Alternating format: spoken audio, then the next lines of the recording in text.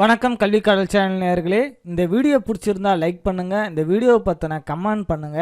இன்னும் எங்கள் சேனலை நீங்கள் சப்ஸ்கிரைப் பண்ணலன்னா சப்ஸ்கிரைப் பண்ணுங்க. இந்த வீடியோவில் என்னென்ன வகையான ஸ்டோரேஜ் டிவைசஸ் இருக்குது, நீங்கள் வாங்கும் போது என்னென்ன விஷயங்களை கவனிக்கணும் மற்றும் யாருக்கு என்னென்ன டிவைஸ் உகந்ததாக இருக்கும் போன்ற பல்வேறு விதமான தகவல்கள் இந்த வீடியோவில் இருக்குது. இந்த வீடியோவை கடைசி வரைக்கும் பாருங்கள். நீங்கள் ஹார்ட் டிஸ்க், பென்ட்ரைவ் போன்ற எந்த ஸ்டோரேஜ் மீடியாவை எடுத்துக்கிட்டாலும் அதில் எப்படி டேட்டா ஸ்டோர் ஆகுதுன்னு ஃபஸ்ட்டு நீங்கள் தெரிஞ்சுக்கணும். ஓஎஸ் ஆனது ஒரு ஃபைலை ஹார்ட் டிஸ்கில் சேவ் பண்ணணும் அப்படின்னா எல்பிஏ அப்படின்ற ஒரு ஏஜென்ட் அணுகும். எல்பிஏ அந்த ஃபைலுக்கு உண்டான பிளாக்ஸை அலோகேட் பண்ணி கொடுக்கும். பிளாக்ஸை அலோகேட் பண்ணி கொடுக்குற அந்த எல்பிஏனா என்ன வாங்க பார்ப்போம். எல்பிஏ அப்படின்றது லாஜிக்கல் பிளாக் அட்ரஸ். அதாவது ஒரு 4 TB அளவுள்ள ஒரு ஹார்ட் டிஸ்க் அப்படின்னு எடுத்துக்கிட்டோம்னா அதில் பல ட்ரில்லியன் பிளாக்ஸ் இருக்கும். ஒவ்வொரு பிளாக்ஸ்லையும் பார்த்தீங்கன்னா 4096 பைட்ஸ் இருக்கும். ஒவ்வொரு பிளாக்லேயுமே 4096 பைட்ஸ் இருக்கும். ஒரு குறிப்பிட்ட அளவுள்ள ஒரு ஃபைலுக்கு எத்தனை பிளாக் தேவைப்படும் அப்படின்றத இந்த லாஜிக்கல் பிளாக் அட்ரஸ் ஆனது அலோகேட் பண்ணி கொடுக்கும். அதாவது ஒரு குறிப்பிட்ட அளவுள்ள MP4 ஃபைலானது ஒரு ஹார்ட் டிஸ்கில் சேவ் ஆகணும் அப்படின்னாக்கா தோராயமாக 41,233 பிளாக்ஸ் தேவைப்படுது அப்படின்னு எல்பிஏவானது ஓஎஸுக்கு தெரிவிக்கும். அதன்படி அந்த பிளாக்ஸை பிரித்து அந்த ஃபைலை சேவ் பண்ணும். இது ஒரு தோராயமான கணக்கு தான். எல்பிஏ அப்படின்றது ஒரு லாங்குவேஜ். ஓஎஸ் ஆனது ஹார்ட்வேர் கூட பேசுகிற ஒரு லாங்குவேஜ், அதாவது ஸ்டோரேஜ் மீடியாவுக்குள்ளே பேசுகிற ஒரு லாங்குவேஜ் அப்படின்னு எடுத்துக்கலாம். இந்த எல்பிஏ லாங்குவேஜில் மிகவும் பழமையான லாங்குவேஜ் அப்படின்னு பார்த்தோம்னா parallel ATA, parallel advanced technology attachment அப்படின்னு சொல்லக்கூடிய பாட்டா லாங்குவேஜ். இப்போது இந்த பாட்டாவானது நம்ம பயன்படுத்துறதே இல்லை. பாட்டா லாங்குவேஜுக்கு பிறகு பயன்படுத்தப்பட்ட லாங்குவேஜ் எது அப்படின்னு பார்த்தோம்னா 1990 வரைக்கும் டாப் மோஸ்ட் லாங்குவேஜாக இருந்தது அட்வான்ஸ்டு டெக்னாலஜி அட்டாச்மெண்ட். இந்த டெக்னாலஜியை பயன்படுத்தி தான் ஹார்ட் டிஸ்கில் ஒரு ஃபைலை சேவ் பண்ணாங்க. இது 1990 டாப் மோஸ்ட்டாக இருந்த ஒரு லாங்குவேஜ். இந்த ATA லாங்குவேஜ் 1990க்கு பிறகு இந்த காலத்தில் இருக்கக்கூடிய டாப் மோஸ்ட் லாங்குவேஜ் அப்படின்னு பார்த்தோம்னா சீரியல் ATA அப்படின்னு சொல்லக்கூடிய சாட்டா லாங்குவேஜ். ஸ்டோரேஜை பற்றி தெரிஞ்சுக்கிறதுக்கு முன்னாடி நம்மளுக்கு தெரிய வேண்டிய முக்கியமான விஷயம் எல்பிஏ அப்படின்னு சொல்லக்கூடிய லாஜிக்கல் பிளாக் அட்ரஸ். இது ஓஎஸ் ஒரு ஸ்டோரேஜ் மீடியாவிடம் பேசக்கூடிய மொழி. இப்போ எல்பிஏ பற்றி உங்களுக்கு முழுசாக தெரிஞ்சிருக்கும். இப்போ ஸ்டோரேஜ் டிவைசஸை பார்க்கலாம் வாங்க. இந்த ஸ்டோரேஜ் மீடியாவில் நம்ம ஃபஸ்ட்டு பார்க்க போகிறது பார்த்தீங்கன்னா மேக்னெட்டிக் டிஸ்க் டிரைவ்ஸ். இந்த மேக்னெட்டிக் டிஸ்க் டிரைவ் பார்த்தீங்கன்னா 1990களில் 20 MB அளவுள்ள ஸ்டோரேஜாக தான் இருந்தது. அதுக்கப்புறம் வந்த பலவிதமான கண்டுபிடிப்புகளில் 16 டெராபைட் அளவுள்ள ஸ்டோரேஜாக இதை மாற்றினாங்க. இப்போது இந்த மேக்னெட்டிக் டிஸ்க் டிரைவ் 16 டெராபைட் அளவுள்ள டிஸ்க் டிரைவாக கூட நம்மளுக்கு மார்க்கெட்டில் கிடைக்குது. இந்த மேக்னெட்டிக் டிஸ்க் டிரைவில் பார்த்தீங்கன்னா பிளாட்டர்னு சொல்லக்கூடிய ஒரு சுழலும் தட்டு இருக்கும். இந்த நீண்ட குச்சி மாதிரி இருக்கிற இந்த அமைப்புக்கு பேர் ஹாம் அப்படின்னு பேர். இந்த ஹாமோட முனையில் பார்த்தீங்கன்னா ஹெட் இருக்கும். இந்த ஹெட்டு தான் இந்த பிளாட்டரில் இருக்கக்கூடிய டேட்டாவை ரீட் பண்ணி ஓஎஸுக்கு சென்ட் பண்ணக்கூடியது. இந்த பிளாட்டருக்குள்ளே என்ன இருக்குது அப்படின்னு பார்த்தீங்கன்னா ட்ராக்குகள் இருக்குது. ஒவ்வொரு சர்க்கிளும் ஒரு ட்ராக் அப்படின்னு சொல்கிறோம். இந்த ட்ராக் அனைத்துமே செக்டார்ஸாக பிரிக்கப்பட்டிருக்கு. ஒரு ட்ராக்லேயே பார்த்தீங்கன்னா நிறைய செக்டார்ஸ் இருக்கும். இந்த செக்டாரெல்லாம் சேர்த்து கிளஸ்டர் அப்படின்னு சொல்கிறோம். ஒரு குரூப் ஆஃப் செக்டார்ஸை நம்ம கிளஸ்டர் அப்படின்னு சொல்கிறோம். இந்த ஹாம் ஹெட்டானது செக்டாரில் இருக்கக்கூடிய டேட்டாவை ரீட் பண்ணி ஓஎஸுக்கு அனுப்புது. இந்த பிளாட்டர் ஆனது சுற்றிக்கிட்டே இருக்கும். பிளாட்டர் சுத்த சுத்த இந்த ஹாம் ஹெட் அதில் இருக்கிற டேட்டாவை ரீட் பண்ணிக்கிட்டே இருக்கும். இது சுத்த டேட்டா ரீட் பண்ணுறதுனால ப்ராசஸிங்கில் இது ஸ்பீடு குறைந்த ஹார்ட் டிஸ்காக நம்ம பார்க்குறோம். அதனால் மார்க்கெட்டில் மிகவும் சீப்பான ரேட்லேயே இது கிடைக்குது. Old model ATA advanced technology attachment லாங்குவேஜில் வெளிவந்த ஹார்ட் டிஸ்கை பார்க்குறீங்க. இந்த கேபிளை தான் ATA கேபிள் அப்படின்னு சொல்கிறோம். இந்த கேபிளில் 40 பின் இருக்கும் மொத்தம். இப்போது இருக்கக்கூடிய அட்வான்ஸ்டு டெக்னாலஜி சாட்டா ஹார்ட் டிஸ்கை பார்க்குறீங்க. இந்த சாட்டா ஹார்ட் டிஸ்கை இந்த கேபிள் கொண்டு கனெக்ட் பண்ண முடியும். இது பார்த்தீங்கன்னா மிகவும் எளிமையான ஒரு கேபிளாக தெரியுது. இது இப்போ பயன்படுத்தக்கூடிய அட்வான்ஸ்டு சாட்டா கேபிள் இதுதான். இந்த ஹார்ட் டிஸ்கானது மார்க்கெட்டில் 3.5 இன்ச், 2.5 இன்ச் மற்றும் 1.8 இன்ச் போன்ற சைஸில் கிடைக்குது. இந்த மதர் போர்டை பாருங்கள்.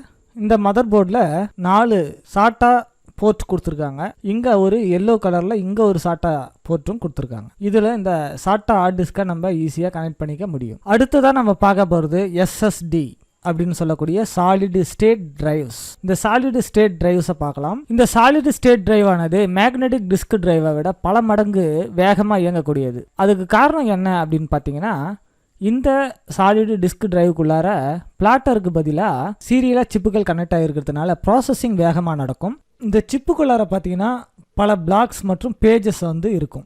இது ஒவ்வொன்றும் பிளாக்ஸ் அப்படின்னு சொல்கிறோம், ஒவ்வொரு கட்டமும் பிளாக்ஸ்ன்னு சொல்கிறோம். இந்த ஒரு கட்டத்துக்குள்ளார பார்த்தீங்கன்னா பல பேஜஸ் இருக்குது. இந்த பச்சை கலரில் தெரியுறது எல்லாமே பேஜஸ். இந்த ஒவ்வொரு பேஜஸ்குள்ளாரையும் டேட்டாவானது ஸ்டோர் ஆகுது. இதனால் மூவிங் பார்ட்ஸ் எதுவுமே இதில் கிடையாது. அதாவது அதில் வந்து மேக்னெட்டிக் டிஸ்க் டிரைவில் பிளாட்டர் சுற்றிக்கிட்டே இருக்கும். இங்கே மூவ் ஆகிட்டு இருக்க எந்த பார்ட்ஸுமே இதில் இல்லை. இதனால் டேட்டாவானது விரைவாக ஸ்டோர் ஆக முடியுது. ஓஎஸ்ஐ இதில் இன்ஸ்டால் பண்ணும்போது வேகமாக பூட் ஆகும். 2D அனிமேஷன் 3D அனிமேஷன் போன்ற சாஃப்ட்வேரை இதில் இன்ஸ்டால் பண்ணும்போது வேகமாக அது ப்ராசஸிங் ஆகும். வீடியோக்களை வேகமாக ரெண்டரிங் பண்ணும்.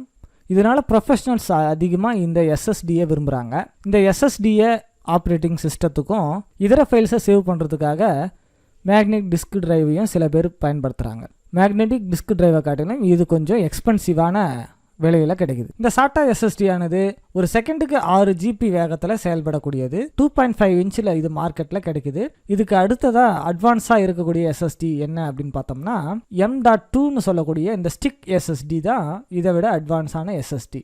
இது பார்த்தீங்கன்னா ஸ்டிக் சைஸில் இருக்கக்கூடிய M.2 சாட்டா எஸ்எஸ்டி. இதில் 2 நாட்ச் இருக்கும். 2 நாட்ச் இருந்தால் சாட்டா M.2 எஸ்எஸ்டி. சாட்டாவில் இருக்கக்கூடிய அட்வான்ஸ் எஸ்எஸ்டி இதுதான். இதை விடவும் அட்வான்ஸ் எஸ்எஸ்டி இப்போ வந்துருச்சு. NVMe அப்படின்னு சொல்லக்கூடிய நான் வெலடைல் மெமரி எக்ஸ்பிரஸ் M.2 எஸ்எஸ்டி.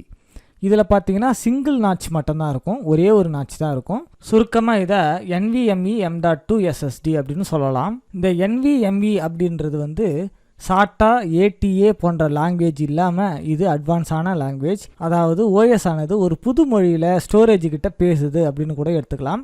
மிகவும் அட்வான்ஸான ஒரு மொழி. இந்த M.2 எஸ்எஸ்டியை வாங்குறதுக்கு முன்னாடி உங்கள் மதர் போர்டானது M.2 எஸ்எஸ்டியை சப்போர்ட் பண்ணுதா அப்படின்னு சொல்லிட்டு பார்த்து நீங்கள் வாங்கணும். இந்த NVMe M.2 எஸ்எஸ்டி சப்போர்ட் உள்ள மதர் போர்டாக இருந்தால் மட்டும்தான் இதை நீங்கள் போட்டு ஒர்க் பண்ண முடியும். நீங்கள் கடையில் வாங்கும்போது பார்த்தீங்கன்னா இந்த பாக்ஸ்லேயே உங்களுக்கு குறிப்பிட்டிருப்பாங்க. கீழே இருக்கிற பாக்ஸ் பார்த்தீங்கன்னா சாட்டா அப்படின்னு குறிப்பிட்டிருக்காங்க. இது சாட்டா 2.5 இன்ச் எஸ்எஸ்டி. மேலே இருக்கிறது பார்த்தீங்கன்னா NVMe M.2 எஸ்எஸ்டி. இந்த எஸ்எஸ்டி ஒரு முறை ரிவிஷன் பார்க்கலாம். எஸ்எஸ்டி அப்படின்றது சாலிட் ஸ்டேட் டிரைவ். இது மேக்னெட்டிக் டிஸ்க் டிரைவில் இருக்கிற மாதிரி பிளாட்டர் இல்லாமல் சிப் செட்டில் இயங்கக்கூடியது. அதனால் மேக்னெட்டிக் டிஸ்க் டிரைவை விட வேகமான ப்ராசஸிங் திறன் கொண்டது. இதில் எந்த பார்ட்ஸும் மூவ் ஆகலை அப்படின்றது புரிஞ்சிருக்கும். இதனால் வேகமாக வேலை செய்ய முடியுது. மேக்னெட்டிக் டிஸ்க் டிரைவில் பிளாட்டர் ஆனது சுற்றிக்கிட்டே இருக்கும். அதில் இருக்கிற செக்டார் மூலிமா டேட்டாஸை ரீட் பண்ணி ஹெட் ஆனது ஓஎஸ்க்கு கொடுக்கும். ஆனால் இந்த எஸ்எஸ்டியில் பார்த்தீங்கன்னா பிளாக்ஸ் அண்ட் பேஜஸ் இருக்குது. இதனால் வேகமாக விரைவான டேட்டாவை இது ரெட்ரீவ் பண்ணி கொடுக்க முடியுது. இந்த எஸ்எஸ்டி பார்த்தீங்கன்னா 3.5 இன்ச் மற்றும் 2.5 இன்ச்சில் மார்க்கெட்டில் கிடைக்குது. ஸ்டிக் சைஸில் இருக்கக்கூடிய எஸ்எஸ்டிக்கு பேர் M.2 எஸ்எஸ்டி அப்படின்னு பேர். இந்த M.2 எஸ்எஸ்டி பார்த்தீங்கன்னா சாதாரண சாட்டா ATA போன்ற லாங்குவேஜில் இயங்காமல் அதுக்கே உண்டான NVMe அப்படின்ற ஒரு லாங்குவேஜில் இயங்குது. அதனால் சாட்டாவை காட்டிலும் வேகமாக இயங்கக்கூடியதாக இது இருக்குது அப்படின்றது புரிஞ்சிருக்கும். அடுத்ததாக நம்ம பார்க்க போகிறது USB அப்படின்னு சொல்லக்கூடிய யூனிவர்சல் சீரியல் பஸ். இந்த யூனிவர்சல் சீரியல் பஸ் பார்த்தீங்கன்னா ஒரு புது இன்டர்ஃபேஸை கொடுக்குது. மொபைல்லையும் சரி கம்ப்யூட்டர்லையும் சரி மவுஸ் கீபோர்டு போன்ற பல்வேறு விதமான உபகரணங்களை இணைத்து பயன்படுத்த இந்த யூனிவர்சல் சீரியல் பஸ் பயன்படுது. இந்த USB கண்ட்ரோலரில் பலவிதமான வெர்ஷன்ஸ் இருக்குது.